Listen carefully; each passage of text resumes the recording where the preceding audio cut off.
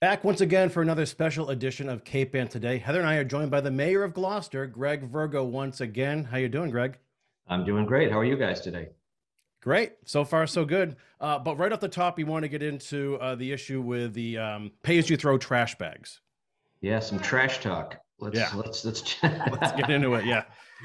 Yeah. So we had gotten a little bit of a heads up in the last week or so that we were having issues with the vendor in his deliveries, their deliveries.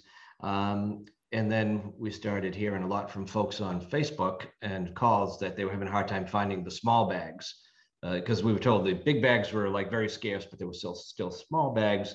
Turns out they're dwindling as well. So we chatted about it yesterday in the office and put out word yesterday that for the next 7 trash days, starting today, Tuesday, and through next Tuesday, because next Monday is a holiday, it's free trash if you throw out 2 bags up to 36 gallons each. And we ask people to please stick to that so this plan can work. Don't put out your bulk items without a bulk sticker.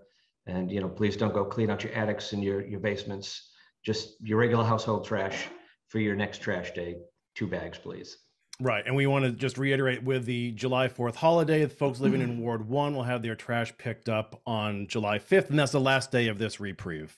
Right. So all the Monday pickup folks, Tuesday will be their pickup, and this reprieve will go right through that pickup on Tuesday morning. Gotcha. Well, I think Gloucester is such a nice city. First, you didn't make us pay for parking, and now you're not making people pay for trash. That's very nice.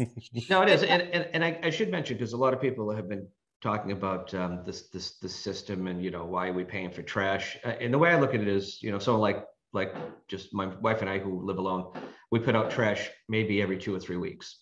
Then other people put out a lot of trash. So this is a pay as you throw. So it's if you put out a bag, you pay for 1 bag. If you put out 10 bags, you pay for 10 bags. So I think it's a much fairer system that you're paying for what you're disposing of. Though the city does still pay a portion of it. The trash bags don't cover the whole expense of the solid waste disposal. Yeah. And now with kids out of school and Fiesta happening, I'm sure there was a lot of trash issues. But anyway, we should talk about that, Greg, right? I mean, Fiesta was amazing this year. That was a great segue from trash. Like that, from trash to treasure, just like that. How much trash did Fiesta generate? I would like to know. Well, I have to say, the Fiesta crew, they do a great job cleaning up after the Fiesta and throughout the Fiesta. The St. Peter's Park and the surrounding area. And then the city goes through and does the final cleanup with the street sweepers. So no complaints from me on that. There's obviously a festival that size. It did generate a lot of trash, which is the norm. But all went well. And that was one of the concerns people had about the shortage of bags, that there'd be a lot of party waste that they couldn't get rid of, and a lot of food waste they didn't want hanging around for an extra week. Right. But back to the Fiesta. It went really well. Not just the trash, but the event itself. I mean, we internally here were concerned because of after a 2-year hiatus, what would have been, what was the pent up demand and how crazy could it have gotten? And thankfully, it didn't happen. I mean, it did. We had a huge crowd, from what I understand, like the biggest on record. But we didn't have the craziness. I mean, the police, if you read Ethan's article today, when I spoke to the chiefs, no real fire incidents to speak of. There were the usual arrests for disturbance of the peace, one driving under, but we didn't get any of the things that we feared may have happened. Right. And the Coast Guard and the harbor master were on their game too. There was a ton of boat traffic out there. That was the most I've ever seen in the harbor, and they did an amazing job as well. Yeah. So I'm sorry, go ahead. I was going to say, so all went smoothly, and I'm very pleased with it.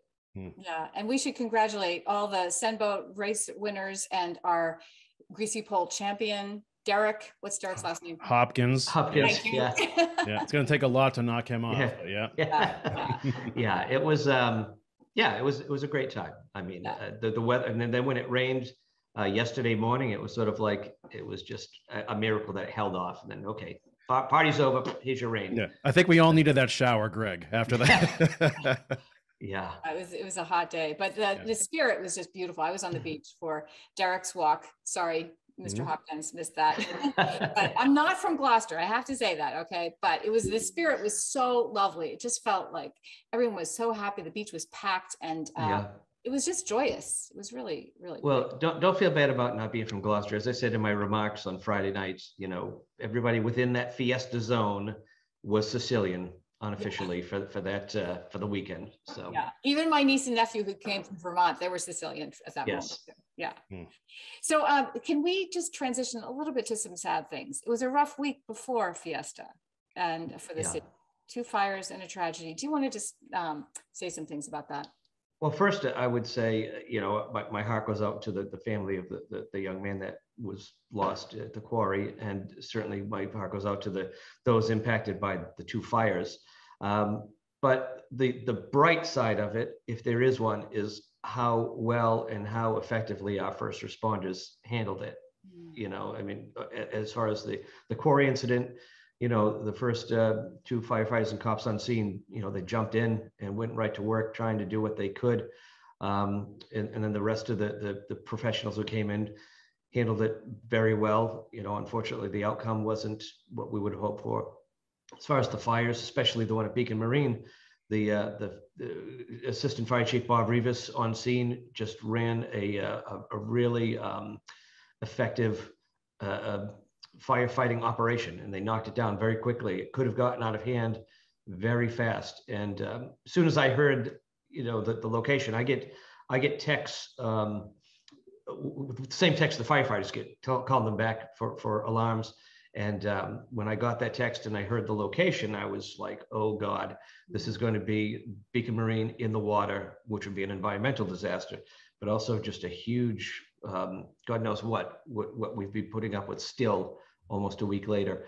But thank God like I said, the firefighting crews, not just Gloucester, but our partners from mutual aid from Beverly, Ipswich, Essex. I don't want to miss any other towns, but they came in and they beat it down fast and kept it from spreading and getting out of hand. Yeah, you're right. That could have been, disaster averted. I think there were 15 units there at Beacon Marine as well. And actually, I did speak to some of the police officers about the Vernus Pit incident as well. And I know they were struggling, the first responders there too. I mean, not an easy task at all, and was not an easy day for them. And they're still not over it. So reaching out to those guys and ladies as well who helped out for that situation. So, okay, turn to the page, Greg. Do we want to get into the COVID local fiscal recovery funds listening group and what is going on there? That is a mouthful, huh? Yeah. So as people may know, we did have, the city received $23 million in ARPA funding. Oh, sorry, my phone's making all sorts of noise. In ARPA funding, which the city council took action a couple of months ago to officially vote it and accept it. So we now have it. So I had put together this listening panel to virtually go around the city and listen to what people's ideas, what their priorities were. So my notes here say they hosted 5 listening sessions, had nearly 100 participants, and received over 120 online submissions as of yesterday. Keep in mind, those, even though the listening sessions are done, those online submissions will be accepted through July 1st. So if people are interested, go to the city's webpage, the mayor page. The last hyperlink on the left will be the ARPA. I forget how it's worded, but it'll be obvious. Click that. It'll show you. They have links to the previous meetings. It'll have the link to the form to fill out. It's got some background information on ARPA itself and what some of the qualifying categories are. So you've got till July 1st. The input from the community has been great. They covered a lot of area, a wide variety of topics. We have to make sure that we are careful about how we divvy up this money, because it is a federal program. The U.S. Treasury is going to be looking very carefully at qualifications. Last thing we want to do is find out later that we owe money to the feds. That's not something that's fun. So anyway, yeah, we're happy about where we are. We had our own managers go on to one of the sessions to sort of speak about some of the needs the city has. We've heard from everybody from nonprofits to, it was really a informative series of meetings. So we just want to make sure that we do the most good for the most people over the most amount of time. That's my goal. We'll be looking at a report from the, not recommendations, but a report from this listening group mid to late July, and we'd hope to have something by the fall to get this money out there. So as of today, the rules are you have to the money allocated by December 31st, 2023, and spent by December 31st, 2026. So we want to make sure we have this allocated quickly and distributed as fast as we can and spent and put to good use, which is what it was originally intended for. Mm-hmm. Can you give us a couple of top ideas from the listening groups? I'd rather not, because I don't want to like put the thumb on the scale of any of it. You know, I'm waiting for a, what we're expecting back from the listening group in the report is sort of to be putting the things into buckets, you know, whether it's economic development, COVID related, or public health response, those, and then we'll take it from there. So by virtue of the vote of the council, it is actually a unilateral decision on my part of how the money is distributed. But we had promised them and the public that we will continue to keep it as transparent and public as possible, and we'll keep people posted every step of the way. But in the end, it'll be what the fairest way I can decide to distribute it. And again, what I think is going to do the most good for the most people. Mm. So moving on to a different subject, Senator Bruce Tarr included an amendment in the state budget that was accepted that set aside funds for investigating a shared community wastewater treatment facility. Will you be part of the study, and do you want to comment on that? Sure. So this is $50,000 that's currently in the Senate bill, which passed, was not part of the House bill. So as you know, they're in conference now to come up with a unified budget. So we'll see what actually makes its way out of conference. So Senator and Rep. Ferrante have always worked with their strategy has been to speak into their communities. Let us know what you're interested in for earmarks, which I guess is not the right word these days, but for lack of a better word, for earmarks, and they don't duplicate. So like if, say, for instance, we ask for, this is not a real one, a public swimming pool. They're not both going to put it in. Say, Margaret put it in on the House side, and then there's another ask, Bruce put it in on the Senate side. So that way we don't waste. Right, you get to use both. Right, get two bites at the apple. So this is in the Senate bill. So the fact is, yes, if it makes its way out, we are all on board. So this whole concept started, I had a conversation with Congressman Moulton back in January or February. And, you know, the question I always get from him or the federal senators is, what can we do to help? And so the thing that's always on the top of my mind is our sewer treatment plant, which, you know, as you know, is a primary treatment. We do not have secondary treatment. We've been on a waiver for decades. The government basically says, you're out of time, honeymoon's over, time to upgrade. So I mentioned it to the congressman, and he had been in conversation with, I believe it was Greg Verga, the administrator in Manchester by the Sea, because they have a similar issue with their plant and need to upgrade or relocate. So he said that in his conversations with Greg and earlier conversations with the governor will be looking favorably upon regional solutions as far as how the governor distributes the remaining state ARPA money. So I took that as an opportunity. So I spoke to Greg Verga, and I spoke to Brendan Zabricki in Essex, who's actually already connected to our sewer system. And then Mitch over in Rockport to talk about the possibility of a regional approach. Because we do have Rockport feeds into our system over near Long Beach. The whole town of Essex feeds into our sewer system. Not the whole town, all of Essex sewer is through Gloucester. They do not have their own. And then Manchester, as I mentioned, has issues. Rockport has issues with theirs. So all four of us need to find a solution. And if we can find a unified solution that gets a lot more federal and state money and a lot less coming out of the taxpayers' pockets or the ratepayers' pockets in Gloucester and the surrounding communities, that is a way that we will like to go. So right now we're just waiting. We've already hired a firm to look at a feasibility study for our plant that we have, and part of their charge is to investigate the portion that would relate to possible regional approach. So it's a great way of doing it. There's no sense in 4 new sewer plants being built in this little region. But in the end, it's going to be what's the best opportunity for Gloucester. That's the decision I'll have to make. If we can do it in partnership, great. If going it alone is the most feasible financially and logistically, then that's the way we'll go. And just to recap what you said, we still have to wait for the state budget to be passed to find out if that amendment is included. It's included right now, right? Right, but this discussion has been going on since February at least, and the funding is already in place to begin the process at a local level anyway. So this would just sort of be a little bonus to have 50 grand extra to work with. Okay. So, Greg, the city's 2023 budget's already been submitted to City Council. We've already seen how the city's been affected by supply chain issues. Do you want to talk about the fuel costs, utilities, et cetera, et cetera? Sure. So the fuel costs were starting to creep up while the budget was still being compiled.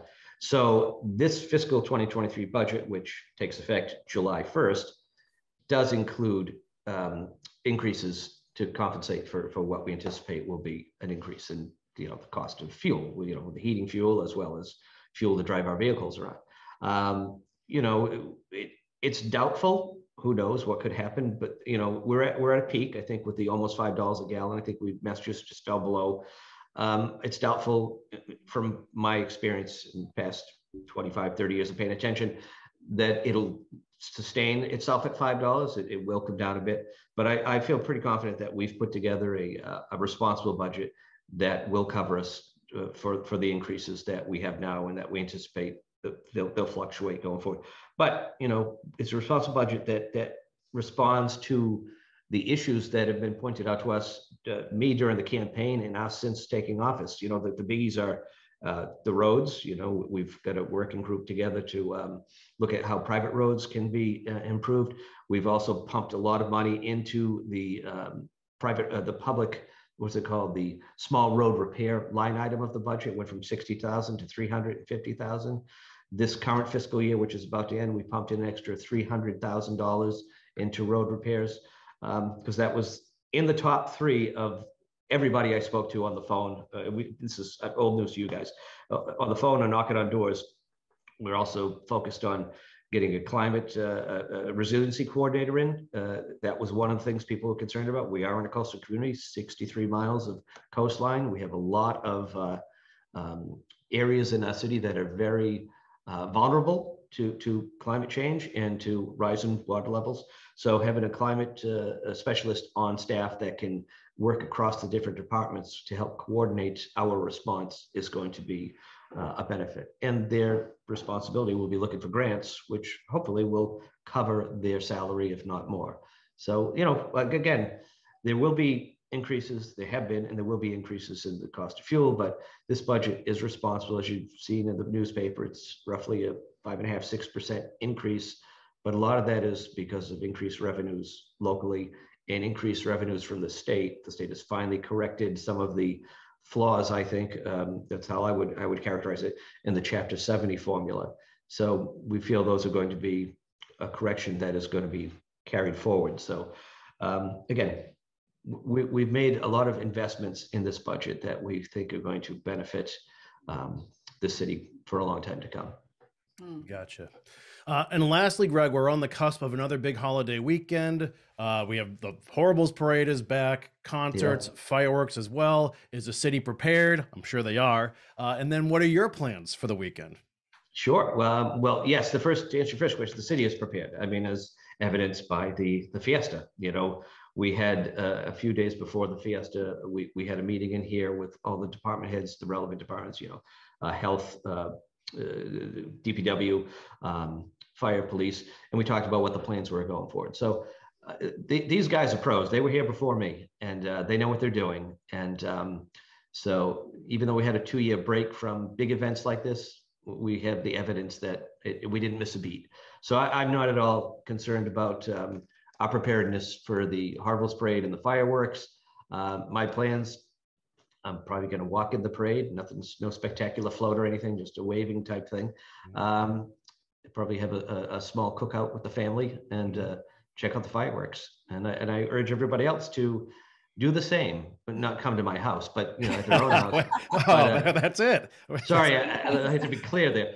But yeah, enjoy it safely, and I think people are just really ready for. We finally have some good weather, and we finally have COVID sort of behind us. Let's enjoy it safely and responsibly. Yeah. Well, Heather, looks like you and I are out on our own for holiday weekend. I was waiting for the invite. That's that, isn't it? Sorry about that. All right, Mayor Greg Verga, thanks again for your time. Have a safe and happy holiday weekend, and we'll catch up with you later this summer. Interested in a sponsorship? Email sponsor@1623studios.org to learn more.